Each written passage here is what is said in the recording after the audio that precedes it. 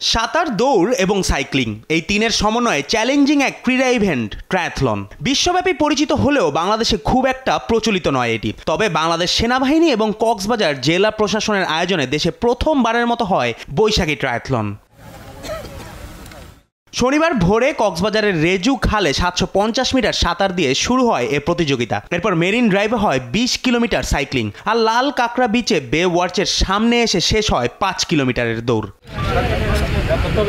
প্রতিযোগিতার পুরুষ ক্যাটাগরিতে বিজয়ী হন বাংলাদেশের আয়রনম্যান খ্যাত শামসুজ্জামান আরাফাত। প্রথমবারের মতো সমুদ্র শহর কক্সবাজারে এমন আয়োজন তার কাছে ঈদের মতো লাগছে বলে জানান তিনি। ট্রায়াথলন তিনটে স্পোর্টসের কম্বিনেশন। কক্সবাজারে ফার্স্ট টাইমের মতো বাংলাদেশ আর্মি অর্গানাইজ করছে।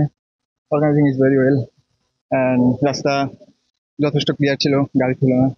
তো এটা আমাদের বিগিনিং, মানুষ অনেক উৎসাহিত হবে।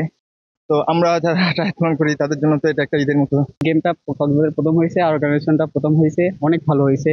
ধন্যবাদ সেনাবাহিনীকে, অনেক সুন্দর ইয়ে করছে। আর আমি আমার লাইফে ফার্স্ট টাইম করলাম, আমি তো ফার্স্ট টাইম করে থার্ড হয়েছি, ইনশাআল্লাহ খুব ভালো লাগতেছে। নারী ক্যাটাগরিতে বিজয়ী হন রংপুরের ফেরদৌসী আক্তার মারিয়া। অনুভূতি ব্যক্ত করতে গিয়ে তিনি তার ক্যাটাগরিতে বাংলাদেশের আয়রনম্যান হতে চান বলে জানান।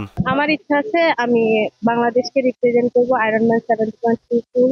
তো আমার ইচ্ছা আছে আমি আমার এজ ক্যাটাগরিতে চ্যাম্পিয়ন হবো বিশ্বের মধ্যে। এদিকে বৈশাখী ট্রায়াথলনে অংশ নেয়া প্রতিযোগিতারাও ব্যক্ত করেন নিজেদের অনুভূতি।